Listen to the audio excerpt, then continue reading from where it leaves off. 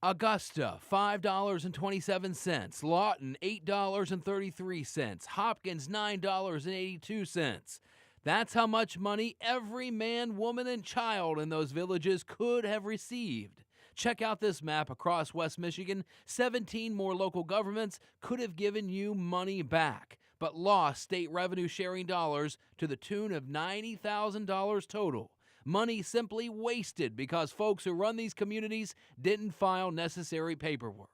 So we traveled here to the village of Hopkins to get some answers why these documents weren't filed. We arrived here on a Wednesday around 11 o'clock in the morning, and when we got here, we got quite a surprise. Dark, locked, closed, no office hours, no phone numbers to call, government's gone? With nowhere to turn, we looked around this village, and we did find an open sign down the street at S&S Bookkeeping, and get this, the guy who owns that place, he's a township trustee. I just don't find your government very transparent. I mean, there's no accounting, your office isn't open. I mean, is that just small town life, or is that just the government's really hiding? I don't think anybody's hiding. Steve Stern says it's been that way for a while around here. The village office, well, it's closed 353 days a year, open only once a month. We can't afford to have our village office open. But we know the village could afford to raise taxes on its people. A slight millage increase was approved by a whopping 45 voters in August of last year. In our I-Team investigation, we found Hopkins is one of the biggest offenders in non-compliance with Governor Rick Snyder's Economic Vitality Incentive Program, a program intended to increase accountability and transparency in government. In state records, you can see the folks here in Hopkins have never submitted a consolidation plan to the state. That's a report required by law to get state aid. The government here has chosen not to do it, and I'm wondering why. Yeah, it's only because of oversight if we haven't done it. Oversight? Yeah, or, if the right forms weren't filed, it's because somebody messed up or didn't do it. It's not because they were trying to hide anything. Most every local government in the state is required to put a citizen's guide together along with a performance dashboard similar to what you see here on the state's website. Most larger governments in our study all did the work. After all, if they didn't, they would lose a ton of money.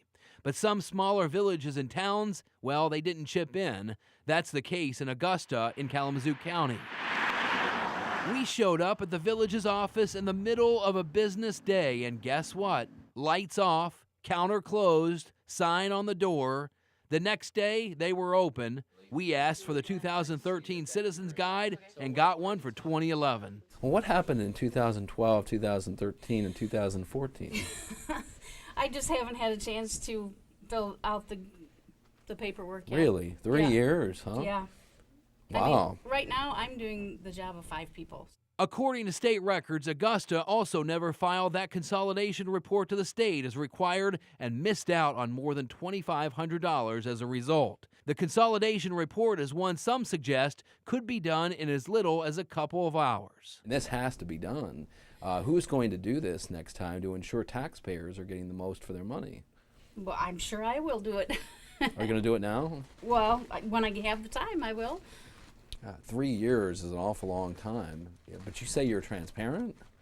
Yeah, if anybody wants to come in and look at our books, it's all right there. Taxpayers in Lawton were one of the biggest losers in the state. The village lost close to $16,000. The reason? Missed deadlines. The money lost could have paid for the entire parks budget for a year. In Augusta, the money would have doubled the parks budget or perhaps been a down payment on a new patrol car. In Hopkins, the money could have been returned to taxpayers to cover the hike in taxes they approved earlier in the year. And the I-Team found that about 10% of communities across the state that qualify for the funding forfeited some money. We're not stopping on this one. Tomorrow at News Channel 3 at 11, Governor Rick Snyder will sit down with us exclusively to talk about the results of our investigation. If you'd like to find out if your community is on this non-compliance list, we have full web resources for you. Check out WWMT.com.